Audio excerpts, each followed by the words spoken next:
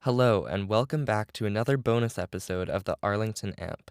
This one is going to be a bit less scripted than usual because we wanted to get this announcement out as soon as possible. First, though, it's important to understand the context of the Amp's history. Last month, we reached the first anniversary of the Arlington Amp's first podcast episode.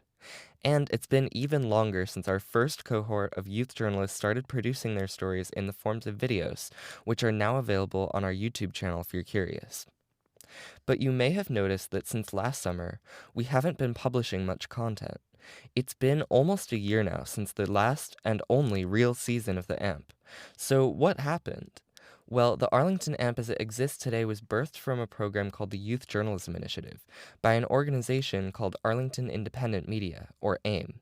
We won't go into details, but all you need to know is that AIM is basically in limbo right now and isn't able to support our efforts. We left a link to an RL Now article with a bit more information about what happened to AIM if you're curious. But a lot of us students who used to be in the Youth Journalism Initiative have continued meeting with each other, trying to produce stories and maintain the Arlington AMP as its own entity. And now we are excited to announce that we are launching a new era for the AMP. If you've been paying close attention, you may have noticed that this summer we switched to a new logo. Huge thanks to our former team member Vale for that one. Released an episode on WMATA's fiscal crisis, and published the first episode in a new series that we're calling AMP Presents. More on that at the end. And now we are excited to announce that we are launching an internship this fall for a new group of students, the first one since summer 2023. Because the idea is to pass down the baton of this nebulous thing we have created, it's important to try to define what the Arlington AMP actually is, which is exactly why we've created this episode, the Amp Manifesto. This is not a comprehensive exploration of every aspect of the Arlington AMP, but something we hope the future owners of the program will continue to come back to for guidance. What we discovered after a lot of reflection was that almost the entire philosophy and culture of the AMP stems from the same basic idea, that everyone's unique personal perspective should be treated as an incredibly valuable thing. This idea is part of everything we do, from handling disagreements to how we tell stories, and it is at the core of the community-driven media movement from which we also derive much of our philosophy. We'll leave links to more resources on this topic in the show notes, but the core idea is that newsrooms should change the way they produce stories by letting the public play a role in the whole production process, from finding topics to actually reporting and publishing. The Arlington AMP is kind of like taking this idea to the extreme, since the journalists are the community members and vice versa. But it also affects how we interact with the rest of the community and the people in our stories as well. Ask any current or former AMP team member, and they will tell you that it feels like something really special. But we felt it was important to try to define what these things are that create the Arlington AMP's special sauce. So we came up with these 5 articles of the AMP Manifesto. 1. Always maintain a mindset of optimism and faith in individual people. Foster goodwill with each other and anyone else who you have to interact with. Don't doubt the abilities of yourself or your peers. Just because teenagers aren't usually given enough credit doesn't mean that the AMP has to mirror that cultural sentiment. This also means trusting your own instincts in terms of story topics and so on. 2.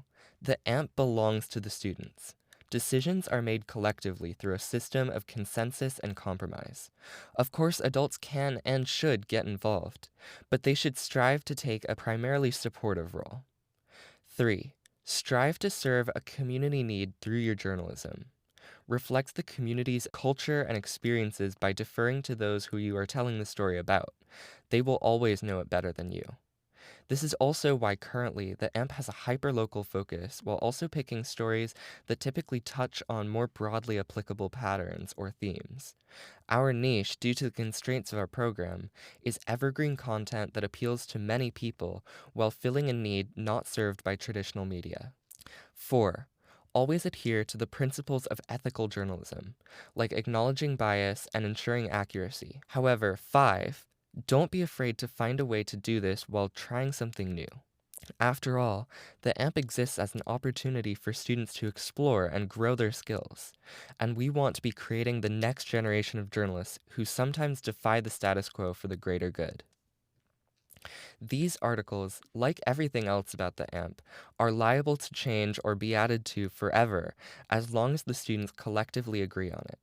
In fact, we encourage any future owners of the Arlington AMP to continue revisiting this episode, taking inspiration and modifying things as necessary. Now that you hopefully have a better idea of what the AMP is all about, let's get back to the fall internship.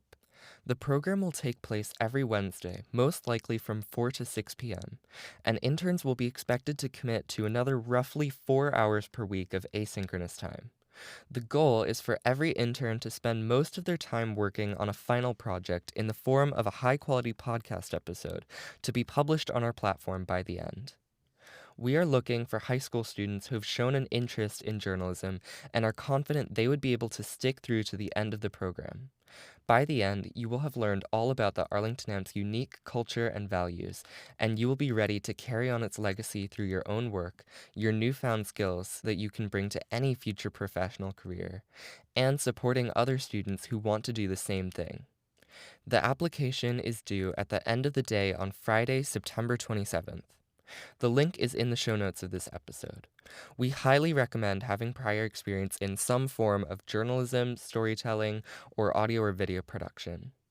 On the other hand, if you need a platform for audio journalism pieces you are currently working on or have already made and would like to be featured in our new AMP Presents series, please contact us at arlingtonamp@gmail.com.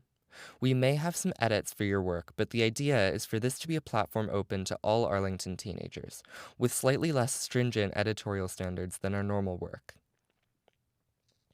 On the other hand, if you need a platform for audio journalism pieces you are currently working on or have already made, and would like to be featured in our new AMP Presents series, please contact us at arlingtonamp@gmail.com. We may have some edits for your work, but the idea is for this to be a platform open to all teenagers. Oh, no, wait. On the other hand, if you need a platform for audio journalism pieces you are currently working on or have already made and would like to be featured in our new AMP Presents series, please contact us at arlingtonamp@gmail.com. We may have some edits for your work, but the idea is for this to be a platform open to all Arlington teenagers, with slightly less stringent editorial standards than our normal work. This is a new and exciting era for us in many ways, and we hope to make many new friends with teenagers and others all across Arlington. See you soon!